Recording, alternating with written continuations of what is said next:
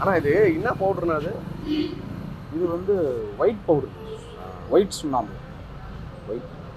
அது மாதிரி ஆஃபீஸர் யாரோ ஒருத்தர் வந்தாங்கன்னா அது அடையாளத்துக்கு ஒரு அடையாளத்துக்கு பயங்கரமாக வந்துருக்காங்க. இல்லை ஆக்சுவலாக இது ப்ளீச்சிங் பவுடர் தானே வைக்கணும். ஆமாம், ப்ளீச்சிங் பவுடர் கலந்துருக்கு. ஓ, இப்போ சுத்தமாக வாடையே வரலையே, அதாங்க வாடை ப்ளீச்சிங் வாடையே வரல. அது அதிகமாக போடுறது, கம்மியாக கலந்து. அதாவது ஒரு பக்கம் டஸ்ட்டு அதிகமாக இருக்குன்னா அதில் ப்ளீச்சிங் பவுடர் ஒரிஜினலாக போடுவோம். இது வந்து பவுடர் கலக்கி இல்லை சுத்தமாக வாடையே வரல. இப்போ ப்ளீச்சிங் பவுடர் இல்லைன்றாங்க. சரி, இல்லை அது சுண்ணாம்பு தான் அதிகமாக இருக்கும். ப்ளீச்சிங் பவுடர் வந்து ஒரு 10% அவ்வளோதான் இருக்கும். ரொம்ப கலீஜாக இருந்துச்சு. அதில் வேணால் ஒரிஜினல் ப்ளீச்சிங் பவுடர் ஸ்மெல் அடிக்குது.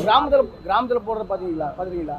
வழக்கா ஊராந்துக்குலாம் பார்த்தீங்கன்னா எல்லாம் ப்ளீச்சிங் பவுடர் தான் வைக்கிறாங்க. ஆனால் நம்ம மட்டும்தான் மாநகராட்சிக்குள்ளே எப்படி வைக்கிறோம்? பவுடர் மட்டும் போடுவோம். சுண்ணாம்பு தான் மாநகராட்சி சுண்ணாம்பு தான் எப்பயுமே. எப்பயுமே எங்கேயுமே அந்த சுண்ணாம்பு தான் இருக்குது. ஆடியன் கோயிலுக்கு கூட இந்த சுண்ணாம்பு தான் இருக்குது. ஆனால் நான் ப்ளீச்சிங் பவுடர் தான் சில பேருக்கு ஏற்றுக்கும், சில பேருக்கு இல்லை. ஆனால் பார்த்தீங்கன்னா ப்ளீச்சிங் பவுடர் தான் போடணும். ஆனால் அங்கெல்லாம் ப்ளீச்சிங் இல்லை, சுண்ணாம்பு கலந்து தான் போடணும். ஏன்னா எஃபெக்ட் ஆகும். இது சுண்ணாம்பு மட்டுமே வச்சுக்கோங்க. டீ கடை அங்கே சாப்பிட்றாங்க, டீ சாப்பிட்ற வடை சாப்பிட்றாங்க. நம்ம ப்ளீச்சிங் பவுடர் போட்டோம்னு வச்சுக்கோங்க, டீயும் வடையும் சாப்பிட முடியும்.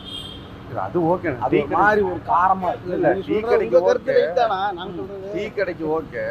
நேராக வைக்கிறது வந்து விஏபிக்கு ப்ளீச்சிங் பவுடர் வச்சு கிருமி நாசினி தான் வைப்பாங்க.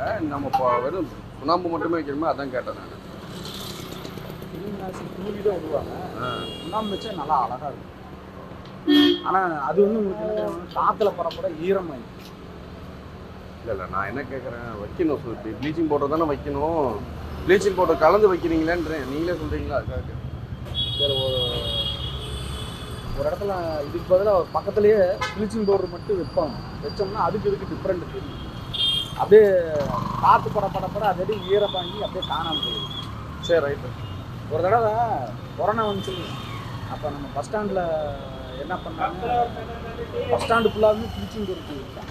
அப்படி நாங்கள் ப்ளீச்சிங் பவுடர் தூவி விட்டுருக்கோம். ஏன்னா தீ கொடுக்கணும்னா கொரோனாக்கு திரும்பி அழிக்கிறது. அப்புறம் அது அப்படியே காற்றுல அந்த பவுடர் அப்படியே ஈரப்பதம் ஆகிடும்.